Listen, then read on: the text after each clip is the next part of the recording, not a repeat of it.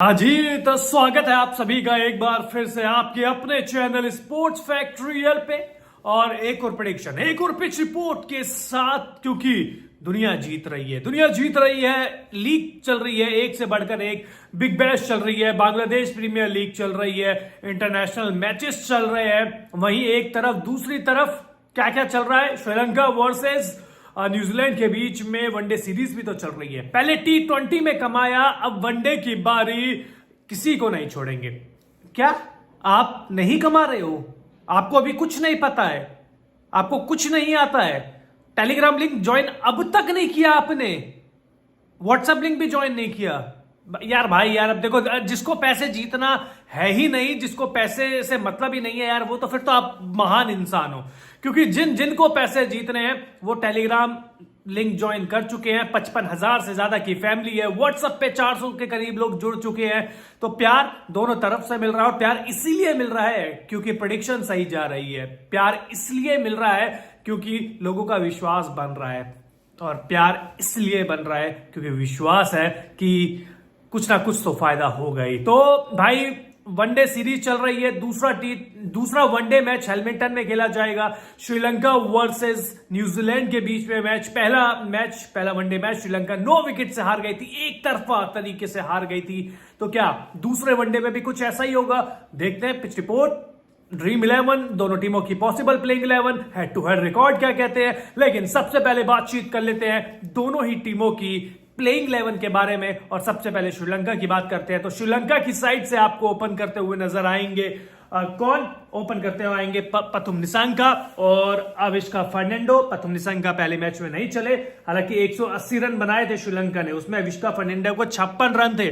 तो फॉर्म में है अविष्का फर्नांडो, पथुम निसांका भी फॉर्म में है। T20 में इन्होंने बहुत रन बनाए हैं। इसके बाद कुशल मेंडिस, इस टीम के सबसे अनुभवी खिलाड़ियों में से एक, लेकिन प्रदर्शन ना तो T20 सीरीज में रहा, ना अब पहले मैच में भी रहा। उम्मीद करेंगे कि अब वनडे सीरीज में, इस इंपॉर्टेंट मैच में उनके रन जरूर आए। इसके बाद कमिंदु मेंडिस, टेस्ट में तो इनका रिकॉर्ड बहुत अच्छा है, लेकिन T20 और वनडे में इनको और इंप्रूव करने की जरूरत है। चरित असलंका, कप्तान साहब ठीक ठीक से टच में, गेंदबाजी भी कर लेते हैं, बल्लेबाजी भी ठीक टच में दिख रहे हैं। तो ठीक है, इनके ऊपर ज्यादा बातचीत ना करें तो अच्छा है, क्योंकि अच्छा प्रदर्शन कर रहे हैं। जयंत लिएंगे, वनडे सीरीज में वापसी हुई, लेकिन इतना कुछ पहले वनडे में तो कुछ नहीं कर पाए। चमेंडू विक्रमासिंघे, इकलौता जो विकेट मिला था इन्हीं को मिला था, क्योंकि 9 विकेट से जीत गई थी न्यूजीलैंड।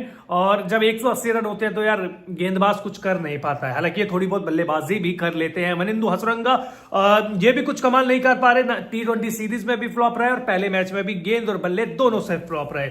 इसके बाद लहीरो कुमारा, गेंदबाज अच्छे हैं, लेकिन जैसा कि आपको बताया कि 180 रन में तो पिटाई होनी ही थी, और इनकी पिटाई हुई एहसान मलिंगा के साथ। दोनों की इकोनॉमी 8 से ऊपर रही। और वनडे मैच में अचिता फर्नांडो, इनकी गेंदबाजी अच्छी रही, इन्होंने अच्छी गेंदबाजी करी और दबाव में शुरुआती ओवर्स में कुछ रखा।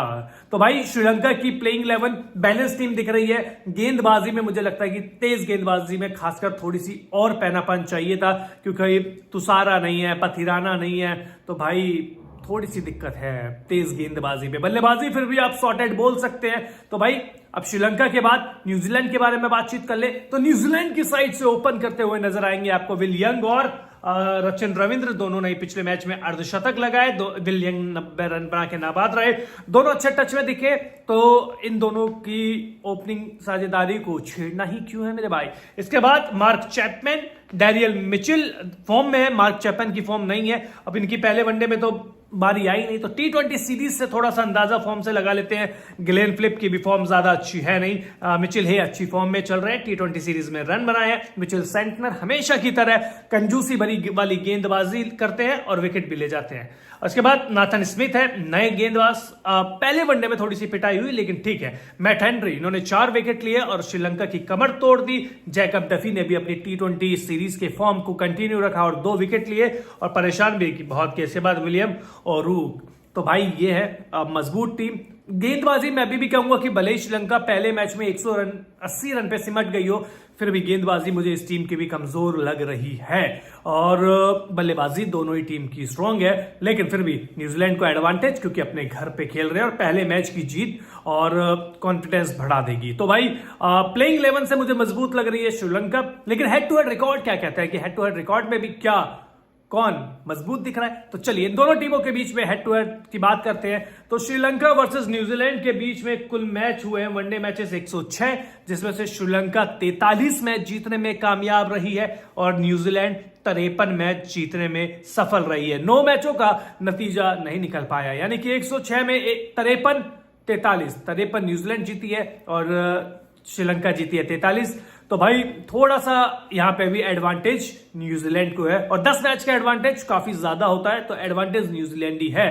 तो पिच रिपोर्ट अब क्या होगा, कहां हो रहा है ये मैच, पिच रिपोर्ट क्या कहती है, क्या 180 वाली पिच है जहां पे ढेर हो जाएगी या रनों का अंबार लगेगा। तो चलिए पिच रिपोर्ट के बारे में भी बातचीत कर लेते हैं। तो न्यूजीलैंड वर्सेस श्रीलंका के बीच दूसरा one day match sedan park Hamilton में खेला जाएगा। यहां की पिच बल्लेबाजों के लिए मददगार है, दोबारा से सुनिएगा, बल्लेबाजों के लिए मददगार है। यहां पर 350 रन भी चेज हो चुके हैं, इतनी अच्छी पिच है बल्लेबाजी के लिए। 275 से 300 रन बनने की मैं उम्मीद कर रहा हूं, क्योंकि अगर श्रीलंका की पहली बैटिंग आ गई तो मैं उम्मीद कर रहा हूं बन रहा हूं। हालांकि अगर न्यूजीलैंड खेलती है तो 300 प्लस तो जा सकता है स्कोर, ये मुझे लग रहा है। इसके बाद चेस करने वाली टीम को फायदा हो सकता है। तो भाई चेस करने वाली टीम को फायदा, हाई स्कोरिंग मैच, यानी कि आपको बरसात दिखेगी, पानी वाली नहीं, चौके छक्कों की बरसात दिखेगी। तो भाई रनों का अंबार लगने वाला है, गेंदबाजों की धुनाइयां होने वाली है, बल्लेबाजों की ऐश होने वाली है।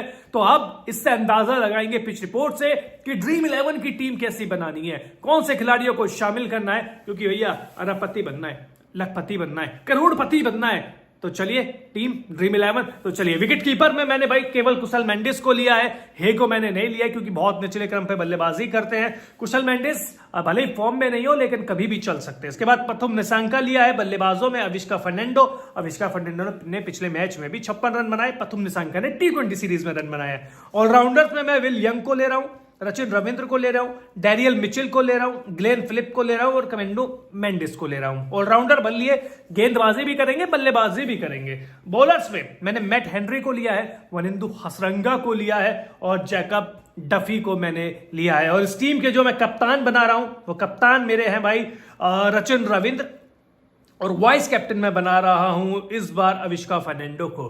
तो रचिन रविंद्र मेरे कप्तान होंगे, वाइस कैप्टन मेरे होंगे कौन, आपके फेवरेट खिलाड़ी अविष्का फर्नांडो। तो भाई ड्रीम 11 टीम हो गई, पिच रिपोर्ट हो गई, हेड टू हेड रिकॉर्ड हो गए, दोनों टीमों की पॉसिबल प्लेइंग 11 हो गई। जीतेगा कौन, मैच प्रेडिक्शन, तो मेरे हिसाब से मैं श्रीलंका की तरफ नहीं जा रहा हूं, मैं एक बार फिर से न्यूजीलैंड की तरफ जा रहा हूं, क्योंकि न्यूजीलैंड जिस तरीके से डोमिनेट करके खेल रहा है तो मुझे नहीं लगता कि श्रीलंका भले ही टक्कर तो दे दे लेकिन शायद मैच जीत पाए। लेकिन भैया रिस्क है, लेकिन रिस्क से ही तो इश्क है, तो थोड़ा सा संभल के, थोड़ा सा बच के खेलना और पूरा लुट मत जाना, सिंपल सी बात है, लालच मत करना। दूसरी बात है चैनल को like share subscribe, Telegram link join, WhatsApp join. बहुत बहुत शुक्रिया।